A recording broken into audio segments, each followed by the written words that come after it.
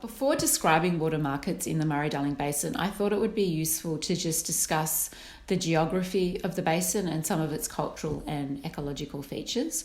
So the Murray-Darling Basin is located in southeastern Australia and it's extremely large. It covers 4 states and 1 territory and 1 million square kilometres.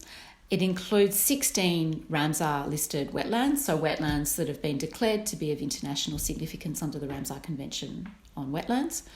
And it includes 40 Aboriginal nations, so it's of great cultural significance to those Aboriginal groups. And in 2004, all of the different state and territory governments and our national government entered into an intergovernmental agreement on water, which is known as the National Water Initiative. And one of the core features of this was the creation of water markets. So the governments agreed that it would be a good idea to create water markets, and they thought that it was an effective way of managing water in conditions of extreme scarcity because, of course, Australia is the driest inhabited continent on Earth. The underlying principle is that markets would move water to its highest value use, and this would generate more efficient use of water. So different jurisdictions across the Murray-Darling Basin, so as I said, there are 4 states and 1 territory, they began by separating water and land. So they created a separate property right, a separate water entitlement that could be traded. The economic value of water definitely conflicts with other values. So as soon as you commodify water, which is exactly what's happened by creating a separate tradable property right and creating water markets that are worth some $30 billion in the Murray-Darling Basin, you're automatically elevating economic values, financial values above all other possible values. So as you would all know, water has many other values: cultural, spiritual, recreational, aesthetic, and all of these contribute to the overall well-being of individuals and particular communities, certainly within the Murray-Darling Basin, but I think that's true globally. And of course, all of these other values become marginalised when you commodify and value water in the way that we have in Australia. And that has generated conflicts, and they are starting to play out now that the markets have become much more mature.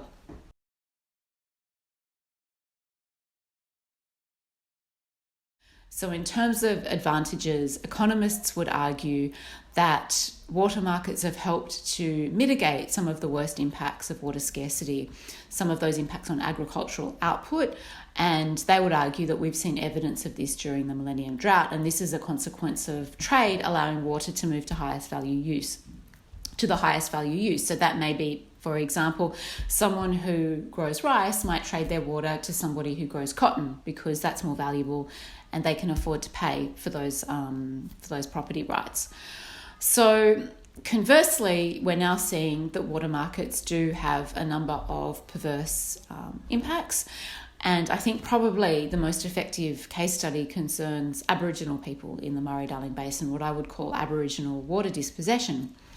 So there's been some research done by academics at a university in Australia. So in the New South Wales part of the Murray-Darling Basin, Aboriginal people only own 0.2% of available surface water, even though they comprise almost 10% of the population. And this 0.2% represents a 17% decline in water ownership since water markets were introduced. So there is evidence that water markets have had a net negative impact on Aboriginal water ownership. It was already bad before water markets started, and it's now worse under water markets. One of the reasons for this is that water is extremely expensive, and in conditions of scarcity which prevail in Australia, we are the driest inhabited continent on the planet. In conditions of scarcity, it's becoming more and more expensive. And of course, with climate change, that's increasing the price. So you need not just millions of dollars, but arguably hundreds of millions and possibly even billions of dollars to buy any meaningful quantity of water to affect the kinds of changes that you might want to see as an Aboriginal person in a particular part of the basin. And against that backdrop, we'd just like to present a video of Uncle Badger Bates. Uncle Badger Bates is a Barkindji man. The Barkindji people, they're Aboriginal people, and they are the traditional custodians of the Darling Barker River, which is located in the Murray-Darling Basin. It's one of the most important and longest rivers in the basin. There's a little bit of water now I always call it shut up water. Everyone's up in arms here in Western New South Wales, black and white, and you name any nationality is up in arms because there's no water. So what they do, they let a bit of water down, they shut us up, then they cut it off again. That's what I call shut up water. It's good, but it's not enough. They talk about a water sharing plan. We don't get any share of water. We have to fight for this lousy little bit of shut up water now. They can buy us water licence, us Barkindji people, and then we could buy water and store it at Menindee. We ain't going to stop until we see more water coming through. The Darling River was named after a fellow by the name of Governor Darling a long time ago who never even seen the river. We are Barkindji people. We take our name from the river. So what we want to do with there's other tribes around like Ngimpa, Wanyawalka, Wilyakali and Mullingarp and all that. We want to see the river change back to its original name, and we got a lot of support of white people. If we do that, then the river belongs to a lot of us.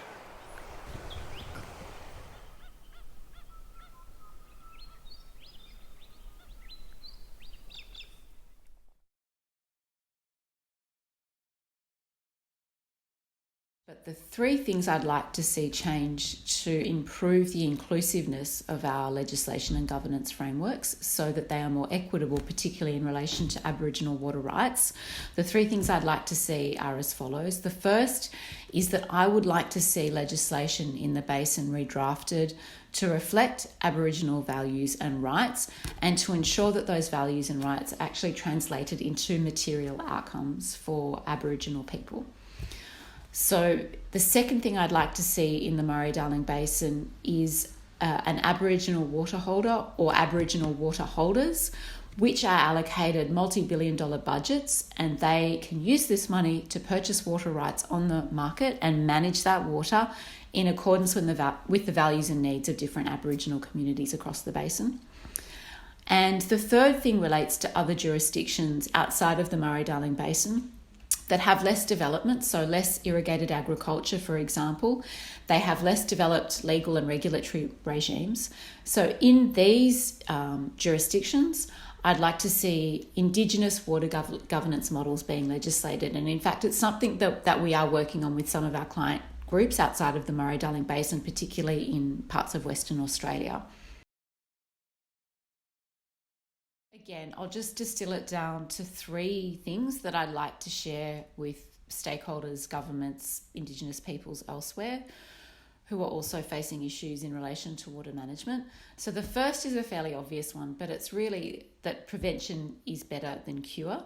Everywhere in the world, once over-extraction becomes a problem, once a certain level of development, whether it's irrigated development or other forms of development, has occurred, it's very difficult to then wind that back. So to the extent that a particular water resource, river, aquifer is not yet over-extracted, it's better to make sure that you have good governance in place, you have sustainable limits on how much can be extracted, and you have equitable laws that factor in the rights and interests of Indigenous peoples. Because once over-extraction and industry take over, it's very difficult to wind that back. It becomes extremely complex. So the second point is that you really need to ensure that Indigenous rights and values are front and centre in any legislation governing water extractions. Any legislation really needs to take this into account, and it can't just be acknowledging the rights and values. It has to be set up in a way that it actually is implemented and translates into something that's meaningful, tangible outcomes that reflect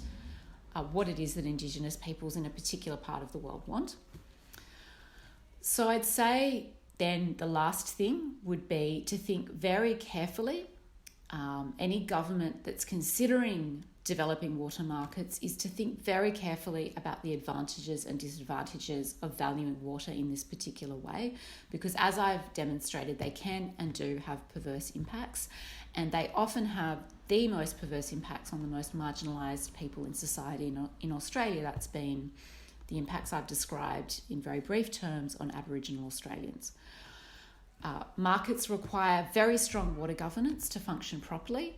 So you really have to be sure to have this in place before you start thinking about developing water markets. There's no point developing the markets and then trying to create governance and legal frameworks afterwards to catch up. That becomes extremely complex and dysfunctional. So by good water governance and by accompanying good water laws, I mean you must be measuring water extractions. You have to have good water accounting. You need to know what the water balance is, what is coming in and what is going out.